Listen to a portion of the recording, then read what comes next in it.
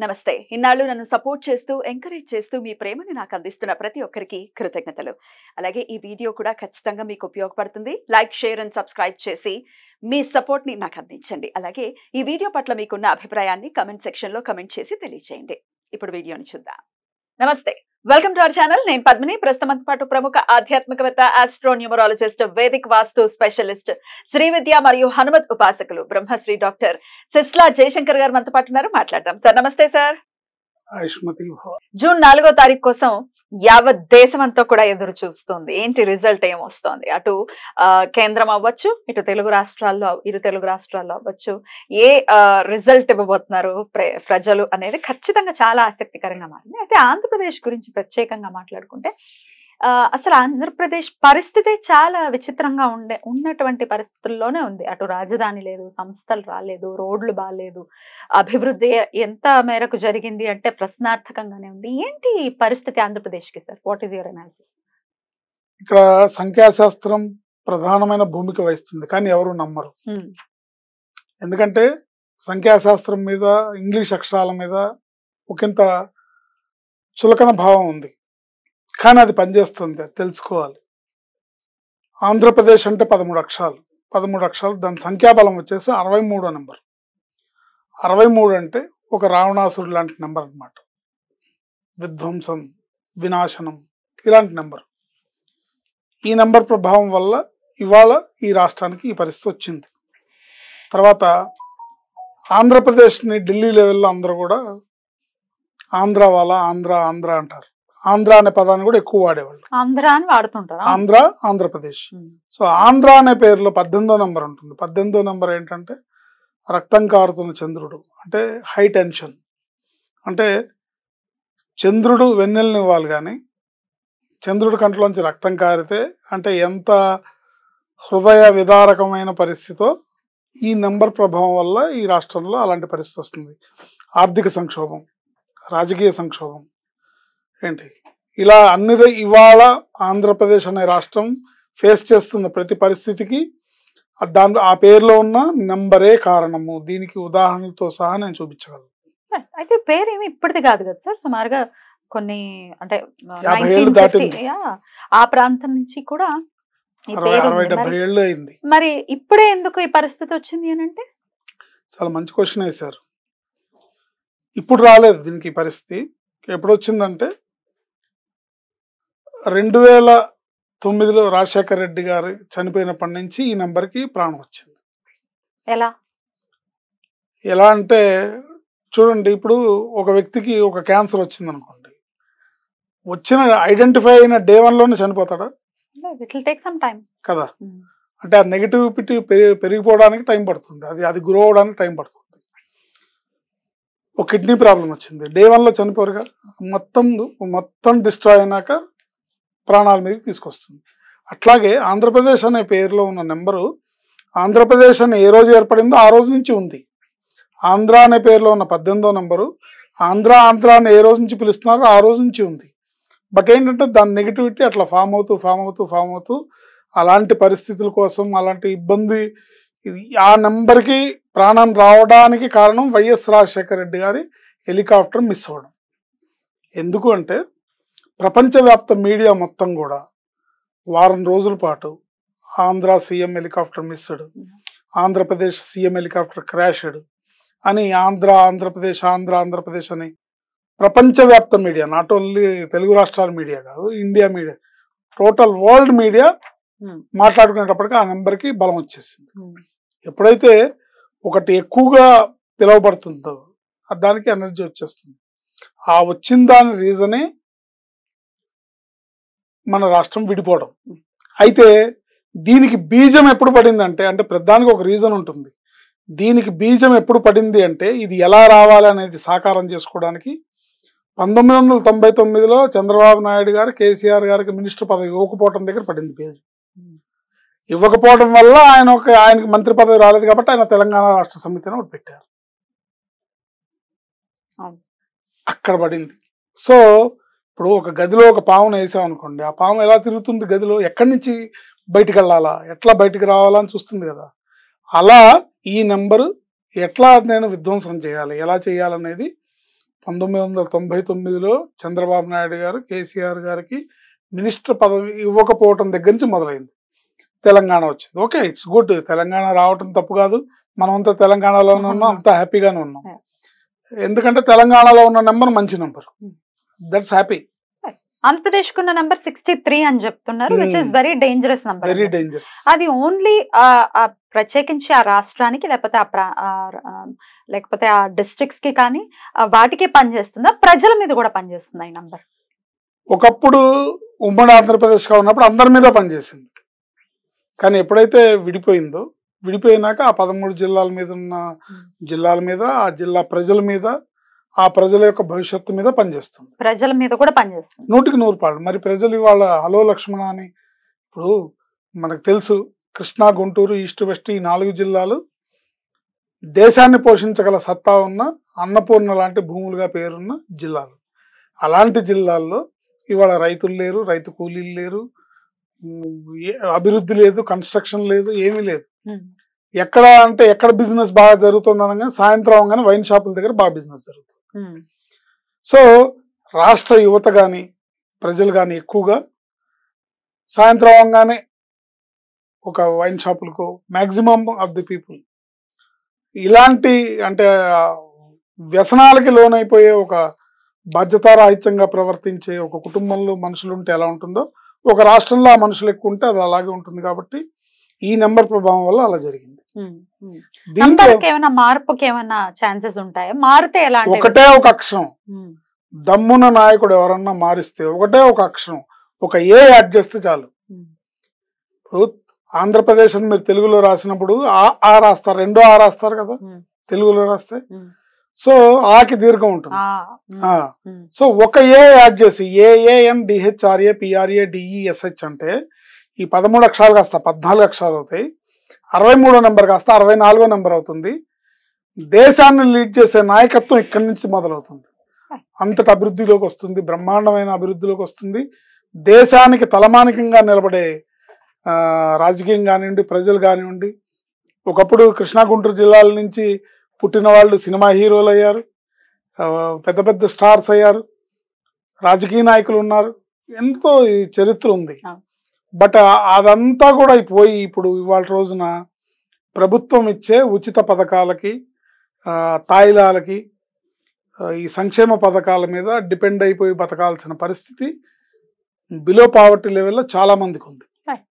వాళ్ళందరూ కూడా అదే ఓట్ బ్యాంకింగ్ కింద అదే జరుగుతోంది, ఓట్ బ్యాంక్ రాజకీయం. ఒక సామాన్యులే న్యూమరాలజీని నమ్మటం లేకపోతే దాని హెల్ప్ తీసుకోవటం అనేది చేయకుండా ఉన్న ఈ పరిస్థితుల్లో ఒక రాష్ట్రానికి న్యూమరాలజీ ప్రకారం రాష్ట్రానికి పేరు పెట్టడం అనేది సాధ్యపడేటటువంటి అంశమేనా? చెప్పాను కదండి, దమ్మున్న నాయకుడు ఉంటే సాధ్యపడుతుంది. స్వర్గీయ వైఎస్ రాజశేఖర రెడ్డి గారు కారణం లేకుండా కడప అనే ఊరి పేరు స్పెల్లింగ్ మార్చారు. ఇంతకుముందు కడప అనే ఊరికి CUDDAPPAH అని ఉండేది స్పెల్లింగ్. దాన్ని రీజన్ ఏం లేదు, న్యూమరాలజీ సంఖ్యాబలం ఏం లేదు, ఆయనకి ఎవరేం చెప్పలేదు. ఆయనకి బేసిక్గా ఆ స్పెల్లింగ్ నచ్చలేదు. చాలామంది చదువుకున్న వాళ్ళకి అది నచ్చలేదు. అది పలికితానికి ఎప్పుడో బ్రిటిషర్స్ పెట్టిన పేరు అది. దాన్ని సింపుల్గా ఒక జీవోతో KADAPA కింద మార్చేశారు. అంటే రీజన్ లేకుండా ఒక ముఖ్యమంత్రి చేయగలిగిన పని ఒక రాష్ట్రాభివృద్ధి కోసం చేయొచ్చుగా, చేసేవాళ్ళు వినాలి. ఓకే, అది చేస్తే ఇప్పుడు ఒక ఏ యాడ్ చేయడం వల్ల పోనీ నేను చెప్పింది అది అబద్ధం, సంఖ్యాశాస్త్రం పనిచేయదు, ఇంగ్లీష్ అక్షరాల్లో ప్రభావం లేదు అనుకుందాము. ఒక ఏ యాడ్ చేయడంలో ఏమన్నా నష్టమైతే ఏమన్నా ఉందా, అది ఆలోచించి ఎవరైనా చేస్తే కనుక బ్రహ్మాండమైన అభివృద్ధి ఉంటుంది. మరి ఎప్పుడైనా మీరు చాలా ఏళ్ల నుంచి ఇదే ప్రాక్టీస్ లో ఉన్నారు కాబట్టి ఎప్పుడైనా ఈ రాజకీయ నాయకులు కానీ పెద్ద పెద్ద వాళ్ళకి కానీ చెప్పేటటువంటి ప్రయత్నం ఏమైనా చేశారా? 2009 నుంచి ప్రతి లైవ్ ప్రోగ్రాంలో, ప్రతి టీవీ ప్రోగ్రాంలో చెప్పడం జరిగింది. తర్వాత 2000 అంటే రాజశేఖర రెడ్డి గారు పోకముందు అంత ఎఫెక్ట్ లేదు కాబట్టి అంత పట్టించుకోలేదు దాన్ని. బట్ ఎప్పుడైతే దీని తీవ్రత పెరిగిపోతుందో, ఇబ్బంది పడుతున్నామో, సీరియస్నెస్ అనేది ఎప్పుడు వచ్చిందంటే 2014లో విడిపోయి విభజిత ఆంధ్రప్రదేశ్కి చంద్రబాబు నాయుడు గారు సీఎం అయినారు కదా, అప్పుడు సీరియస్నెస్ వచ్చింది. ఎందుకంటే ఈ 23 జిల్లాల మీద పడే ఈ నెగిటివ్ ప్రభావం కేవలం 13 జిల్లాల మీద పడుతుంది. ఆంధ్రప్రదేశ్, రాయలసీమ కలిసి ఉన్న ఆ 13 జిల్లాల మీద పడుతుంది. ఇబ్బందులు పడతారు, ప్రజలు ఇబ్బంది పడతారు అనే ఉద్దేశంతో ఈ పరిస్థితిని ఆనాడే ఊహించి చంద్రబాబు నాయుడు గారు ముఖ్యమంత్రి అయినప్పుడు ముఖ్యమంత్రి కార్యాలయం ఇక్కడే హైదరాబాద్లో ఉమ్మడి రాజధానిగా ఇక్కడ రాజ్భవన్ పక్కన సీఎం కార్యాలయం ఉండేది. అప్పుడు ఆయనకి ప్రభుత్వ సలహాదారుడుగా పరకాల ప్రభాకర్ గారని ఆయన చేశారు. సో నేను ఒక రాజకీయ నాయకుడిని పట్టుకొని ఆయన దగ్గరికి వెళ్ళి, ఏమండి ఇది ఇలా ఉందండి, ఇట్లా మారిస్తే బాగుంటుందండి అంటే ఆయన ఒక వెకిల్ నవ్వు నవ్వాడు. మనం ఏం చేస్తామండి అని. చాలా కోపం వచ్చింది. అర్థమైందా? సరే ఓకే, ఇప్పుడు నేనేం చేయగలుగుతాను? నేను ఇంతవరకు మనం చెప్పడం, ఇన్ఫర్మేషన్ ఇవ్వటం వరకే కానీ మనం ఏం చేయలేము. బట్ ఆ రోజు మటుకు ఆయన అట్లా ఒక వెకిల్ నవ్వి ఇచ్చేసాడు. తర్వాత జగన్మోహన్ రెడ్డి గారు ముఖ్యమంత్రి అయిన తర్వాత నాకు తెలిసిన ఎవరో స్నేహితుల ద్వారా వైవి సుబ్బారెడ్డి గారితో ఫోన్లో మాట్లాడి, సార్ ఇట్లా ఉంది పరిస్థితి, ఇట్లా చేస్తే బాగుంటుంది సార్, లేకపోతే ఎవరు వచ్చినా కూడా ఇక్కడ ఏం చేయలేరండి, ఎంత సిన్సియర్గా ఉన్నా ఎంత కష్టపడినా ఇక్కడ అభివృద్ధి అనేది ఇదవుతుంది, ఒకసారి మీరు ఆలోచిస్తే బాగుంటుంది, సీఎం గారికి చెప్తే బాగుంటుంది అనే మాట సందర్భం తీసుకొస్తే ఫోన్లో, కష్టం అండి ఇవన్నీ, ఎవరు నమ్మరండి, వినరండి, నేను ఎక్కడ చెప్పగలుగుతానండి అని ఆయన తలుచుకుంటే చెప్పగలిగేవాడేమో. బట్ ఆయన నేను చెప్పలేను అనే మాట నాతో ప్రస్తావించడం జరిగింది. వినరండి, ఇవన్నీ ఎవరు పట్టించుకుంటారండి అని అన్నారు. సో మనం ఏం చేయగలుగుతాం? అవకాశం ఉన్నప్పుడల్లా చెప్తూ ఉన్నారు. అవకాశం ఉన్నప్పుడల్లా చెప్తున్నాను.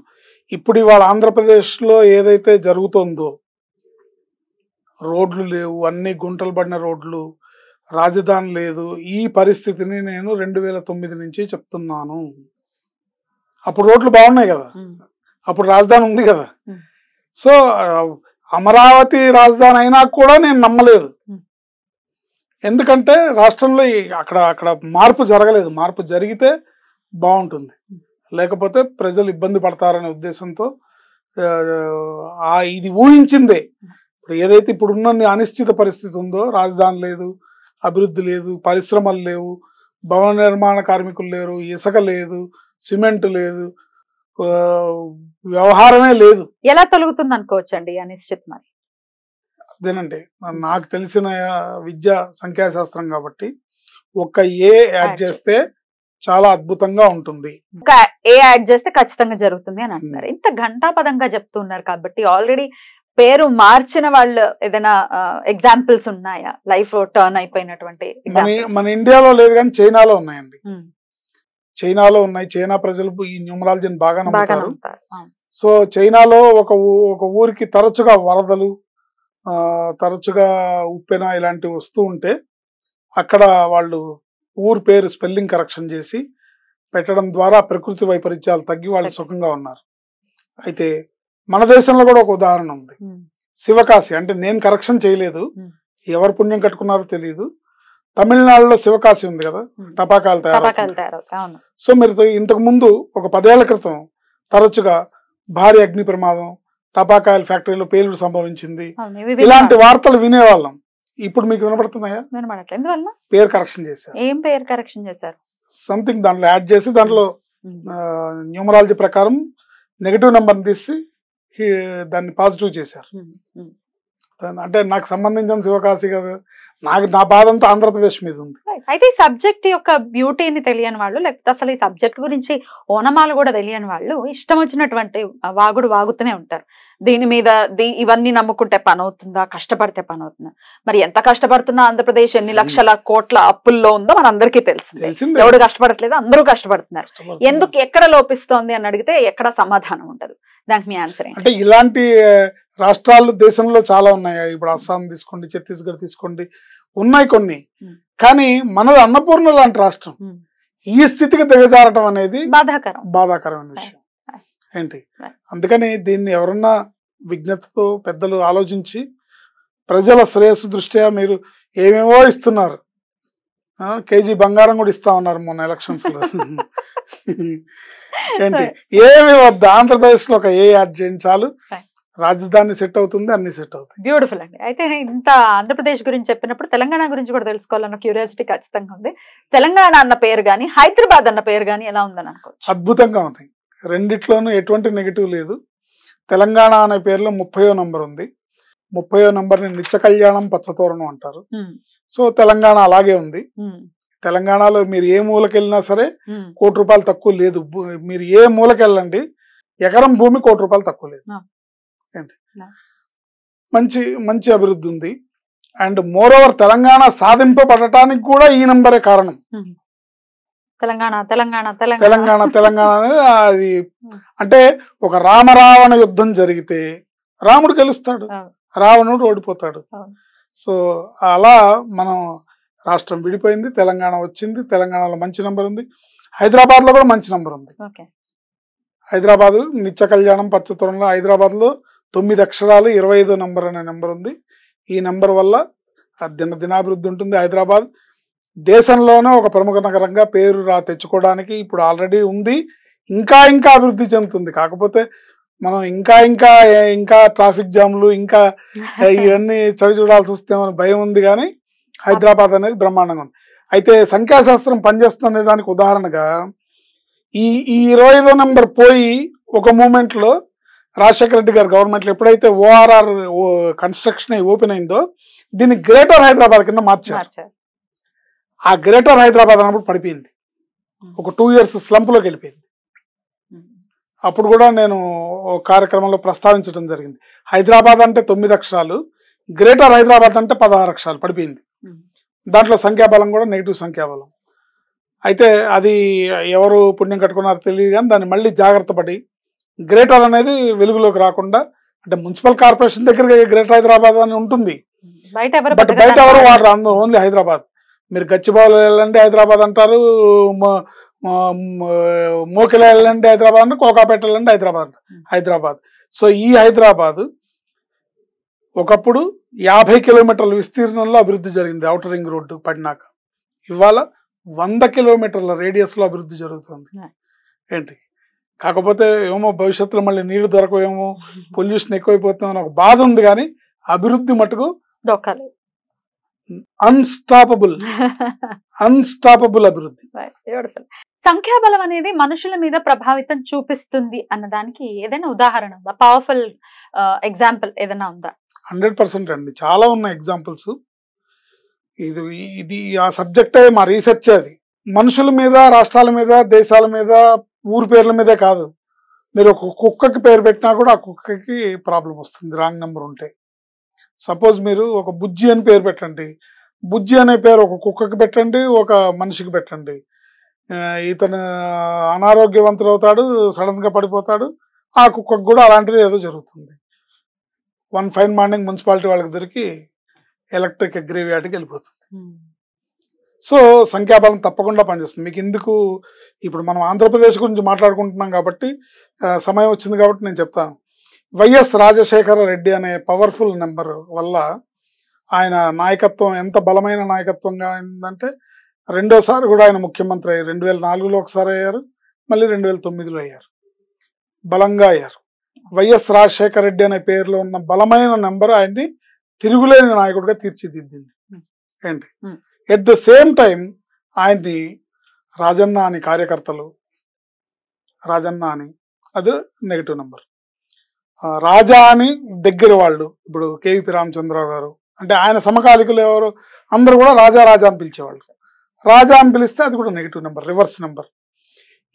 ఈ నెంబర్ ప్రభావం వల్ల ప్లస్ ఆంధ్రప్రదేశ్లో ఉన్న నెంబర్ వల్ల ఆయన హెలికాప్టర్ మిస్ అవ్వడం, అది క్రాష్ అవ్వడం, ఆయన చనిపోవడం జరిగింది. తర్వాత నెక్స్ట్ ఎగ్జాంపుల్, నెక్స్ట్ ఎవరిని సీఎం చేయాలి అని అన్నప్పుడు లిస్టులో లేని వ్యక్తి కిరణ్ కుమార్ రెడ్డి గారు. కిరణ్ కుమార్ రెడ్డి గారు ముఖ్యమంత్రి అయ్యారు. ఎందుకు అంటే ఆయన రాజశేఖర రెడ్డి గారి గవర్నమెంట్లో స్పీకర్ గాను, అంతకుముందు ఒక టర్మ్లో చీఫ్ విప్ గాను పనిచేశారు. అప్పుడు న్యూస్ పేపర్స్లో, మీడియాలో ఆయన పేరుని ఎలా సంబోధించేవాళ్ళు అంటే, సభను వాయిదా వేసిన స్పీకర్ కిరణ్ కుమార్ రెడ్డి. కిరణ్ కుమార్ రెడ్డి అనే పూర్తి పేరు వాడేవాడు. సభను వాయిదా వేసిన కిరణ్ కుమార్ రెడ్డి, ప్రతిపక్షాలకు వార్నింగ్ ఇచ్చిన స్పీకర్ కిరణ్ కుమార్ రెడ్డి, ఇట్లా స్పీకర్ కిరణ్ కుమార్ రెడ్డి లేదా chief whip Kiran Kumar Reddy, chief whip Kiran Kumar Reddy అని వేసేవాళ్ళు. ఆ కిరణ్ కుమార్ రెడ్డి అనే పేరులో ఉన్న 15 అక్షరాలు, దాంట్లో ఉన్న 42వ నెంబర్ అనే అష్టైశ్వర్యాలు భోగభాగ్యాలు ప్రసాదించే నంబరు ఆయన్ని ముఖ్యమంత్రిని చేసింది. లిస్టులో లేడు ఆయన. బట్ ఎవరు అని అనుకున్నప్పుడు ఎప్పుడైతే పేరులో నెంబర్ బాగుంటుందో వాళ్ళు ఆటోమేటిక్గా మిగతా వాళ్ళని తోసుకుంటూ ముందుకు వచ్చేస్తుంది వాళ్ళ పేరు. సీఎం అయ్యాడు. బట్ ఆ సీఎం అవడమే ఆయనకు బ్యాడ్ లక్ అయింది. ఎందుకంటే సీఎం అయిన మరుక్షణం ఆయన పేరుని డిఫరెంట్ ఫార్మాట్స్ లోకి మార్చేశారు. Nallari Kiran Kumar Reddy negative, N Kiran Kumar Reddy negative, ఢిల్లీకి పయనమైన కిరణ్ నెగటివ్, సోనియాతో భేటీ అయిన కిరణ్ రెడ్డి నెగటివ్. సో కిరణ్ కుమార్ రెడ్డి అనేది ఒక్కటే ఆయన పేరులో ఫార్మాట్ బాగుంది. Nallari Kiran Kumar Reddy negative, N Kiran Kumar Reddy negative, Kiran Reddy negative, CM Kiran negative. ఇన్ని రకాల నెగటివ్స్ ఆయన మళ్ళీ కనుమరుగయ్యేలా, రాజకీయాలకి కొంతకాలం దూరంగా ఉండేలా దాని ప్రభావం చూపించింది. ఇప్పుడు పాపం ఆయన వస్తున్నారు. సరే ఏదైనా కానీ పేరు అంత ఇంపాక్ట్ చూపిస్తుంది. సో అయితే ఒక్కోసారి ఏమవుతుందంటే ఇప్పుడు పేరు బాలేని వాళ్ళు కూడా అధికారంలోకి ఒక్కోసారి వస్తారు. ఎగ్జాంపుల్ కి జగన్మోహన్ రెడ్డి గారు, ఆయన పేరు జగన్ అన్న బాగుండదు, నెగిటివ్ నెంబరే. జగన్మోహన్ రెడ్డి అన్న నెగిటివ్ నెంబరే. వైఎస్ జగన్ అన్న నెగిటివ్ నెంబరే. వైఎస్ జగన్మోహన్ రెడ్డి అన్న నెగిటివ్ నెంబరే. అయితే రాంగ్ నంబర్ ఉన్న రాష్ట్రం ఆయన అధికారం, ఆయనకి అది పూలపాన్పు కాదు, ముళ్ళ కిరీటం. దాన్ని ఫేస్ చేయాలి కాబట్టి వచ్చారు. కరోనా రావటం, ఆయన అధికారంలోకి వచ్చిన వెంటనే ఇప్పుడు ఏ పార్టీ వచ్చినా, ఇప్పుడు రేపొద్దున జూన్ 4లో ఎవరు గెలిచినా సరే ఒక 2 ఏళ్ళ వరకు దాన్ని కొంచెం పరిస్థితులు చక్కబెట్టే వరకు వాళ్ళకి అది ముళ్ళ కిరీటమే తప్ప అది పూలపాన్పు కాదు. బట్ ఎవరికి వాళ్ళు వాళ్ళ ఉనికిని చాటుకోవడానికి, వాళ్ళ భవిష్యత్తుని ముందుకు తీసుకెళ్ళడానికి చంద్రబాబు నాయుడు గారు ఈ టర్మ్లో సీఎం కాకపోతే ఇంకా మళ్ళీ లైఫ్లో ఛాన్స్ వస్తుందో లేదో తెలియదు. 74 ఏళ్ళు ఆల్రెడీ ఆయనకి. నెక్స్ట్ ఎలక్షన్కి ఆయనకి 80 వచ్చేస్తాయి, 79, 80 వచ్చేస్తాయి. సో మళ్ళీ ఛాన్స్ ఉంటుందో లేదో తెలియదు. ఇటు జగన్మోహన్ రెడ్డి గారు చూస్తే ఆయనకి అవసరం కంపల్సరీ మళ్ళీ అధికారంలోకి రావడం. ఎవరు వస్తారని అనుకోవచ్చు. జూన్ 4 రిజల్ట్స్ వస్తాయి అనుకోవచ్చు. ప్రజల అదృష్టం ఎలా ఉంటే అలా జరుగుతుంది.